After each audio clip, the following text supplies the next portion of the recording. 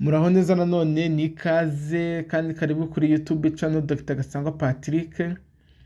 Aha ndi umuganga wanyu bagezaho inama z'ubuvuzi bwizewe kandi busobanutse. Uyu munsi tugiye kubaganiriza ku kibazo gikomeye cyane, kanseri y'ibere. Impamvu nayiteguye nuko nzi ko ni indwara iri kwica abagore benshi, ariko ikibabaje nuko usanga babimenye bitinze cyane.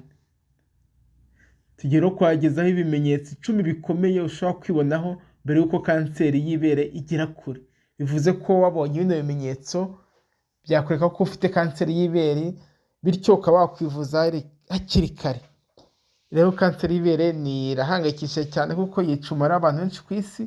Niyo mpamvu ino video twabateguriye mukangura kwireba ukayirangiza, ndetse ukakanda subscribe kuri YouTube channel Dr. Gasangwa Patrick kugira ngo tuzagira video nimwe gucika tuzashyiraho ubutaha, kandi uyisangize n'abandi babigiye kugira ngo nabo babone ino video. Itekerezo rusange kuri kanseri y'ibere. Kanseri y'ibere ubundi ni ukuza k'uturemangingo tudakwiye mu gice cy'ibere. Ifata cyane abagore ariko n'abagabo bake barayirwara. Umuryango w'abibumbye WHO wita ku buzima uvuga ko ari kanseri iyoboye ku bagore ku isi hose.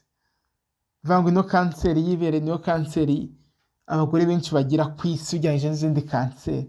Kuva muri kanseri ziza cyangwa se zifata abagore, ino kanseri y'ibere iri niyo ya mbere. Buri mwaka abagore barenga 2 miliyoni barayandura ku isi. Mubakundi kanseri ikabije kugira ibibazo bikomeye cyane. Ikimenyetso cya mbere kizakwereka ko ushobora kuba ufite kanseri y'ibere, hari uguhuza kw'ibere. Ibere rimwe rihindutse uko risanzwe risa, rigahura n'irindi mu buryo budasanzwe. Imitsi igenda ihindura aho yanyuraga cyangwa se ukwisa. Ushobora no kubona ku ruhu rw'ibere ruhinduka. Bivuga ngo impinduka zose uzabona ku ruhu rw'ibere ngwino kwa muganga tugufashe.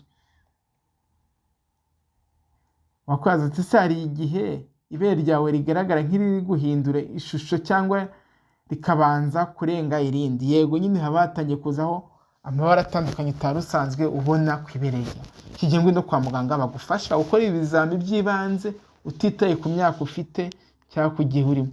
Ikimenyetso cya kabiri ni uburibwe budasanzwe mu ibere. Uburibwe rero butabonerwa ibisobanuro mu gihe kitari igihe cy'imihango mu ibere. Tuzi ko igihe umuntu ari mu mihango ibere ishobora kumubabaza, ariko nimba ugira uburibwe bw'ibere ryawe kandi nta mihango urimo ni ikibazo.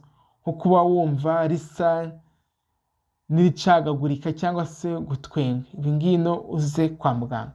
Bitwabikwe kuri American Cancer Society Breast Pain and Cancer.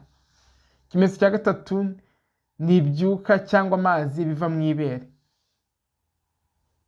Bivuga ngo amatembabuzi adasanzwe ava ku ibere igihe utwite cyangwa igihe udatwite cyangwa se utonsa. Ashobora kuba afite ibara ry'amaraso, umweru, icyatsi cyangwa umuhondo.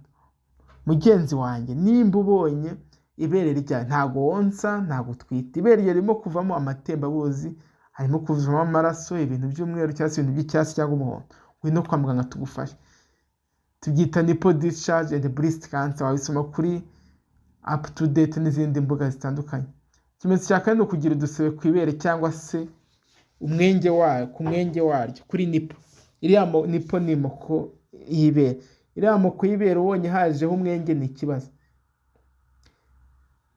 kandi nta bukomere byabaye. Bivuga ngo ino nipple cyangwa se ino moko izahindura isura cyangwa se ihinduka nk'iyinjira imbere cyane.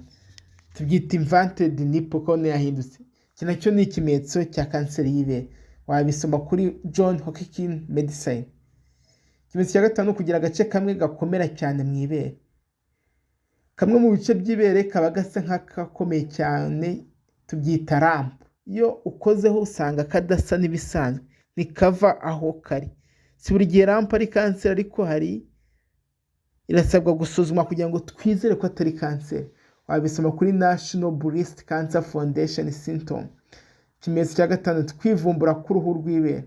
Uruhu rw'ibere rushobora kugaragara nk'ururimo utudomo, rusa nk'urukomeye, ruvubutse cyangwa se rucitse ibibambasi. Uruhu rw'ibere rusa n'urushushanya orange nk'icunga rihishije.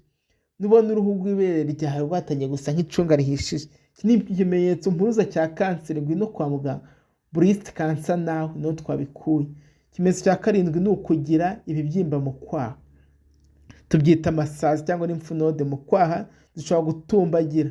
Akenshi ni ikimenyetso cy'uko indwara imaze gukwira ahantu henshi, byane twita metastase cyangwa se yarakwirakwiye. Reference ni kuri American Cancer Society. Ikimenyetso cya munani ni ingaruka rusange, ibimenyetso bishobora kuba ku bantu bose cyangwa se rusange, ni ukugabanuka kw'ibiro udafite impamvu. Kuba umuntu atakaje ibiro nta mpamvu, umuntu ibyo byose afite kanseri, agomba kuza kwa muganga tukamusuzuma tukareba. Ikimenyetso cya 9 ni umunaniro udasanzwe cyangwa udasobanutse. Ikimenyetso cya 10 no guhumeka nabi cyangwa se kugira umuriro udasobanutse. Guhumeka nabi tukubutsa ko bishobora kuba wenda kanseri yarageze ku bihaha, bityo bigatuma uhumeka nabi. Ibi bimenyetso rero byose ubibonye ngwino kwa muganga. Ariko turakwibutsa ko iyi video nubwo ikurikira ubumenyi ariko ntabwo isimbura ubuvuzi. Niyo mpamvu icyo ubonye kidasobanutse ngwino kwa muganga tugufashe tukureba. Nshuti rero zanjye, nta mpamvu n'imwe yo gutinya kwisuzumisha. Ndabisubiramo, nta mpamvu yo gutinya kwisuzumisha, kubera ko iyo kanseri ibonetse hakiri kare irakira, cyangwa se amahirwe yo kubaho akaba ari menshi, kubera ko kanseri yakwirakwiye ahandi ntabwo bikunda gukira. Niba warabonye kimwe muri ibi bimenyetso twavuze haruguru cyangwa se byinshi muri byo, ngwino kwa muganga vuba, ushaka gukiza ubuzima bwawe cyangwa se n'ubw'abandi. Inama rero nyamukuru, jya wisuzumisha buri mwaka clinical breast exam ku ibere barisuzume, wikoraho buri kwezi ushakisha impinduka y'imibereho myiza, kurya neza, kwirinda n'itabi.